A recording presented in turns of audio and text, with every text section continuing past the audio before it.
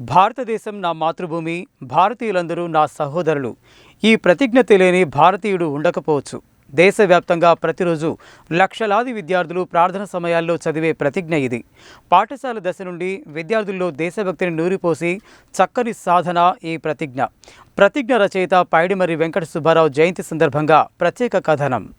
దేశంలోని రాజ్యాంగం గుర్తించబడ్డ అన్ని భాషలలోకి అనువదించబడి అన్ని రాష్ట్రాల్లోనూ విద్యార్థులు చేస్తున్న ఈ ప్రతిజ్ఞ రాసింది ఒక తెలుగువాడు కావడం, అందున తెలంగాణ వాడు కావడం మనందరికీ గర్వకారణం. ప్రతిజ్ఞ అందరికీ తెలిసింది. అయినా ప్రతిజ్ఞ రాసిన వారెవరో దాదాపు అర్ధ శతాబ్దం దాకా ఎవరికీ తెలియకపోవడం విచిత్రమే. మలి తెలంగాణ ఉద్యమ చైతన్యంలో వెలుగులోకి వచ్చిన సాహితీమూర్తి పైడిమర్రి వెంకట సుబ్బారావు కవిగా, కథకుడుగా, నవలాకారుడుగా, నాటకకర్తగా అనేక ప్రక్రియల్లో సృజన చేసిన ఈ సాహితీమూర్తి గొప్ప దేశభక్తుడు.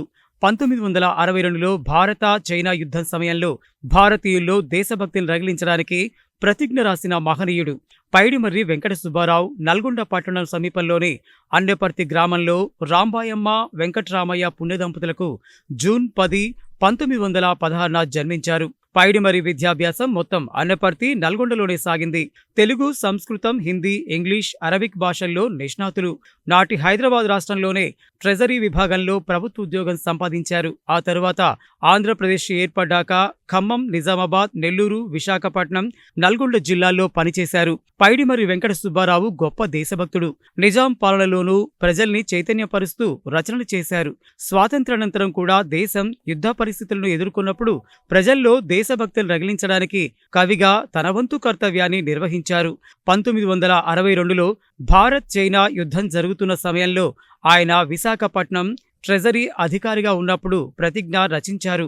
ఆనాడు చైనా దేశ ప్రభుత్వం కూడా చైనా పౌరుల్లో దేశభక్తిని పెంపొందించడానికి ప్రాథమిక విద్యాస్థాయిలోనే పిల్లలకు దేశభక్తి గేయాల్ని రచించి నేర్పించడం మొదలుపెట్టింది. అది గమనించిన పైడిమర్రి వెంకట సుబ్బారావు అప్పటికే బహుభాషా కోవిదులు కావడం చేత తాను కూడా భారతీయుల కోసం దేశభక్తిని పెంపొందించడానికి గేయాలుంటే బాగుంటుందని భావించాడు. పలు రచనలు చేసిన అనుభవంతో ఆ ఆలోచనకు రూపం ఇవ్వడం మొదలుపెట్టాడు. ప్రతిజ్ఞకు పదాలు కూర్చాడు. విశాఖ సాహితీ మిత్రుడు తెన్నేటి విశ్వనాథంతో చర్చించాడు.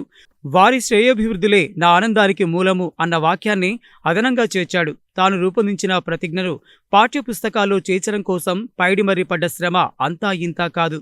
ఆనాటి కాసు బ్రహ్మానందరెడ్డి ప్రభుత్వంలో అప్పటి విద్యాశాఖ మంత్రి విజయనగరం రాజాగా పేరుగాంచిన పివిజి రాజు కూడా సాహితీవేత్త కావడం వారికి కలిసొచ్చింది. తెన్నేటి సాయంతో ప్రతిజ్ఞను పివిజి రాజు దృష్టికి తీసుకెళ్లాడు. దాని విలువను, అవసరాన్ని వివరించి ఓ ప్రతిని అందచేశారు.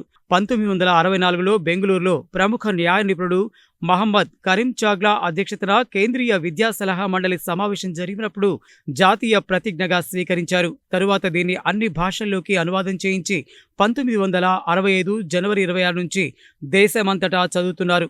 వీరు రాసిన ప్రతిజ్ఞ అన్ని భారతీయ భాషల్లోనూ ప్రచురితమైనను లక్షలాది మంది విద్యార్థులు రోజూ చదువుతున్నప్పటికీ పైడిమర్రి వెంకట సుబ్బారావు పేరు ఎక్కడా కనిపించకపోవడం విచారించదగ్గ విషయమే.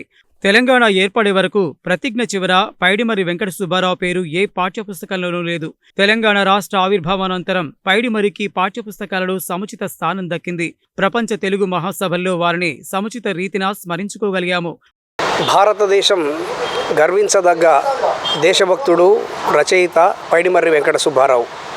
భారతదేశం నా మాతృభూమి, భారతీయులందరూ నా సహోదరులు అనే ప్రతిజ్ఞ తెలియని వాళ్ళు బహుశా భారతదేశంలో ఉండకపోవచ్చు. అంత గొప్ప ప్రతిజ్ఞ రాసిన పైడిమర్రి వెంకట సుబ్బారావు గారు నల్లగొండ వాసి కావడం మనందరికీ గర్వకారణం. పైడిమర్రి వెంకట సుబ్బారావు గారు గొప్ప దేశభక్తుడు. చైనా భారతదేశం యుద్ధం జరిగే సమయంలో భారతదేశంలో దేశభక్తిని పాఠశాల స్థాయి పిల్లల్లో ప్రోధి చేయాలనే లక్ష్యంతో వారు ప్రతిజ్ఞ రాశారు. అది వారు బతికున్న కాలంలో వెలుగులోకి రాలేదు. తదనంతరం ఎలికట్టె శంకర్రావు గారు నల్లగొండ కథలు అనేటటువంటి పుస్తకం వేసే క్రమంలో శోధిస్తున్నప్పుడు ఈ ప్రతిజ్ఞ బయటపడింది. దానిని ఆయన వెలుగులోకి తెచ్చి కూడా ఇప్పుడు సుమారుగా 12 సంవత్సరాలు దాటింది. చాలా కాలం వరకు భారతదేశం నా మాతృభూమి ప్రతిజ్ఞ మనం చదువుతూ ఉన్నాం, కానీ ఇన్ని రోజులు పాఠ్యపుస్తకాల్లో కనీసం పైడిమర్రి వెంకట సుబ్బారావు గారి పేరు లేకుండే. ఇటీవలి కాలంలో వారు తెలంగాణ వచ్చిన తర్వాత తెలంగాణ పాఠ్యపుస్తకాల్లో పైడిమర్రి వెంకట సుబ్బారావు గారి పేరు జోడించారు, కానీ ఇంకా వారికి తగినంత గుర్తింపు లభించలేదు. వెంకట సుబ్బారావు గారు బహుభాషా కోవిదుడు. తెలుగు, హిందీ, ఉర్దూ, సంస్కృతం ఇట్లా అనేకమైనటువంటి భాషలు తెలిసిన వారు. గొప్ప నవలాకారుడు, పద్యకావ్యాలు రాశారు. అటువంటి పైడిమర్రి వెంకట సుబ్బారావు గారిని గుర్తించవలసిన అవసరం ఎంతైనా ఉంది. ఇప్పుడు వచ్చినటువంటి గవర్నమెంటు ఇటువంటి అంశాల మీద దృష్టి పెడుతున్నందుకు కాస్త సంతోషంగా ఉంది. ఎందుకంటే దశాబ్ద కాలంగా తెలంగాణ రాష్ట్రానికి గీతం లేకుండే ఇప్పుడు రాష్ట్రానికి అధికారిక గీతం వచ్చింది. అట్లాగే పైడిమర్రి వెంకట సుబ్బారావు గారిని కూడా గుర్తించాలని, దాన్ని వెలుగులోకి తెచ్చిన ఎలికట్టే శంకర్రావు గారిని కూడా గౌరవించాల్సిన అవసరం ఉందని నా వ్యక్తిగత భావన.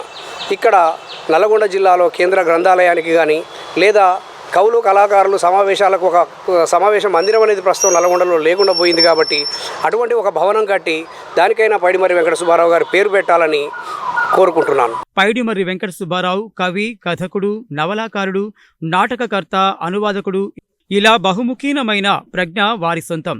ఆయన తన 18వ ఏటనే కాలభైరవుడు పేరుతో చిన్న నవల రాశారు. దేవదత్తుడు, తులసీదాసు, త్యాగరాజు మొదలైన పద్య కావ్యాలు, బ్రహ్మచర్యము, గృహస్థ జీవితము, స్త్రీ ధర్మము, ఫిరదౌసి తార, శ్రీమతి అనే నాటకాలు రాశారు. సింగపురి నృకేసరి శతకం, బాలరామాయణం, వెంకస్తుతి మొదలైన రచనలు సుబ్బారావు చేశారు. అనేక అనువాద రచనలు కూడా చేశారు. గోల్కొండ, సుజాత, ఆంధ్రపత్రిక, భారతి, నవజీవన్, ఆనందవాణి పత్రికల్లో వీరి రచనలు ప్రచురితమైనాయి. వీరి పద్యాలు గోల్కొండ కవుల సంచికలోను, వీరి కథలు ఉషస్సు కథా సంకలనం, తెలంగాణ తొలితరం కథల్లో నౌకరీ కథ వచ్చింది. నల్గొండ యువ రచయితల సమితి పక్షాన ప్రచురించిన సమర్పణ దర్పణం, మాలికా కథా సంకలనాలు, సంఘర్షణ, సైరన్ కవితా సంకలనాలు, వెలుగు చూడంలో వీరి కృషి అనన్య సామాన్యం. 1945లోనే ఉషస్సు కథల సంపుటిని వెలువరించారు.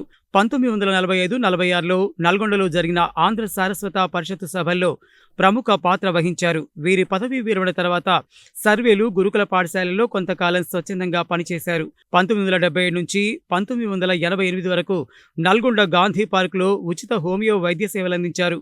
పైడిమర్రి రచనలను భవిష్యత్ తరాలకు అందించాలన్న ఉద్దేశంతో ఆయన లైబ్రరీని తన కుమారులు నల్గొండలోని గీతా విజ్ఞాన్ ఆంధ్ర కళాశాలకు అందించారు. ఉద్యోగ విరమణ అనంతరం 1988 ఆగస్టు 13న అనారోగ్యంతో తుది శ్వాస విడిచారు. నల్గొండకు చెందిన ప్రముఖ పరిశోధకుడు, సాహితీవేత్త, పత్రికా రచయిత ఎలికట్టె శంకర్రావు నల్గొండ కథలు పేరుతో 100 సంవత్సరాల నల్గొండ జిల్లా కథా చరిత్రను రికార్డు చేయదలిచి బృహత్ సంకలనాలు వెలువరించడానికి పూనుకున్నారు. ఈ నేపథ్యంలో నల్గొండ కథల గురించి శోధిస్తూ పైడిమర్రి వెంకట సుబ్బారావు గారి కథలను వెతికే క్రమంలో వారి ఇంటికి వెళ్లారు. అక్కడ వారి సాహిత్యాన్ని పరిశీలిస్తుండగా ప్రతిజ్ఞ లభించింది. ఇది తన తండ్రి గారు రాశారని వారి వారసులు చెప్పగా విని ఒకంత ఆశ్చర్యానికి లోనై దీన్ని వెలుగులోకి తేవాలని పూనుకున్నారు. అనుకున్నదే తడుగా ప్రతిజ్ఞ పైడిమర్రి వారు రాసింది అని నిరూపించే మరికొన్ని ఆధారాలు సాధించి ప్రతిజ్ఞ పదశిల్పి పైడిమర్రి అనే పేరుతో ఆంధ్రజ్యోతిలో వ్యాసాన్ని ప్రకటించారు. ఇది ఒక విధంగా ఆ రోజుల్లో సంచలనమే. ఇప్పటి వరకు ఈ ప్రతిజ్ఞ ఎవరు రాశారో తెలియదు. ఒక్కసారిగా నల్గొండకు చెందిన పైడిమర్రి వెంకట సుబ్బారావు రాసినట్లుగా ఎలికట్టె శంకర్రావు ప్రకటించడం నాటి పరిశోధకుల ఆశ్చర్యానికి కారణమైంది. అంతటితో ఊరుకోకుండా పైడిమర్రి వెంకట సుబ్బారావు సన్నిహితులు, సమకాలికులను సంప్రదించి పైడిమర్రి వెంకట సుబ్బారావు సాహిత్యము, ప్రతిజ్ఞ నేపథ్యాన్ని ప్రతిజ్ఞ పదశిల్పి పైడిమర్రి పేరుతో పుస్తకంగా తీసుకువచ్చారు. ఈ గ్రంథాన్ని పైడిమర్రి కుటుంబ సభ్యుల సమక్షంలో పైడిమర్రి వెంకట సుబ్బారావు సతీమణి ఆవిష్కరించారు. నల్గొండ జిల్లా పరిషత్ హాల్లో జరిగిన ఈ సభకు అనేక ప్రముఖ సాహితీవేత్తలు హాజరయ్యారు. అయినా శంకర్రావు పరిశోధన తృష్ణ తీరలేదు. తెలంగాణ ఉద్యమం ఉధృతంగా జరుగుతున్న రోజుల్లో పైడిమర్రి వెంకట సుబ్బారావు కేవలం తెలంగాణ వాడు కావడం చేత నిర్లక్ష్యం చేయబడ్డారు అని భావించి ప్రతిజ్ఞ 50 ఏళ్ల వివక్ష అనే పేరుతో మరో పుస్తకాన్ని ప్రకటించారు. ప్రతిజ్ఞను గుర్తించి పైడిమర్రి వెంకట సుబ్బారావు పేరు ప్రతిజ్ఞ కింద చేర్చవలసిందిగా సెక్రటేరియట్కు కాళ్లకు బలపాలు కట్టుకొని తిరిగారు. ఎట్టకేలకు తెలంగాణ రాష్ట్రం ఆవిర్భవించిన తర్వాత నూతన పాఠ్యపుస్తకాలలో ప్రతిజ్ఞ రచయితగా పైడిమర్రి వెంకట సుబ్బారావు పేరు పుస్తకాలలో ప్రకటించారు. శంకర్రావు కృషి కొంతమేర సఫలీకృతమైన ఆయన ఆశించినంతగా ప్రతిజ్ఞకు గుర్తింపు రాలేదని చెప్పాలి. జాతీయ స్థాయిలో అన్ని రాష్ట్రాలలోనూ పాఠ్యపుస్తకాలలో పైడిమర్రి వారి పేరు చేర్చవలసి ఉంది. పైడిమర్రి వారి ప్రతిజ్ఞను యావత్ భారత జాతికి గుర్తించడం ఎంత అవసరమో దానిని వెలుగులోకి తెచ్చిన పరిశోధకులు ఎలికట్టె శంకర్రావు పరిశోధనా కృషిని గుర్తించడం కూడా అంతే అవసరం. ఇది సాహిత్య సంస్కారం కూడా.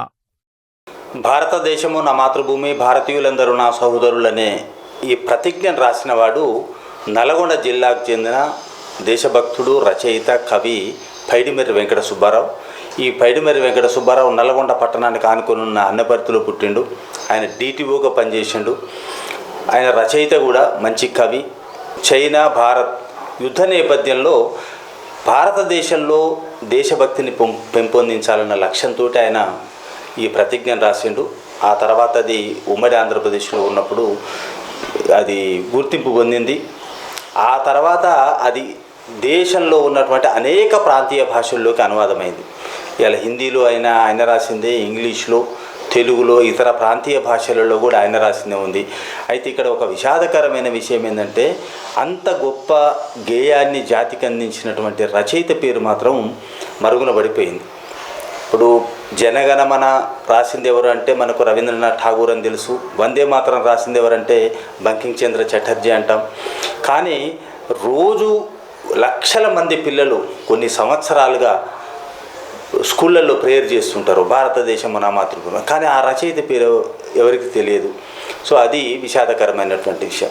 నేను ఈ నల్గొండ కథలు పరిశోధన చేస్తున్న క్రమంలో నల్గొండ సంకలనాలు వేయాలనే ఆ ప్రయత్నంలో భాగంగా పరిశోధన చేస్తున్నప్పుడు ఈ పైడిమర్రి వెంకట సుబ్బారావు పేరు బయటకు వచ్చింది. ఆయన రచయిత కూడా, కథా రచయిత.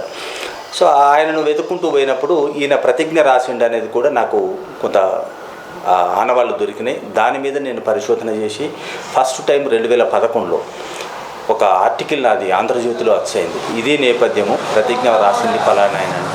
అప్పుడు ఉద్యమ నేపథ్యం కూడా ఉన్నది. 2014లో మనకు తెలంగాణ వచ్చింది, పీక్ స్టేజీలో ఉన్నది. ఆ టైంలో గుర్తింపు కోసం ప్రయత్నం చేసినాం కానీ వాతావరణం అనుకూలించలేదు.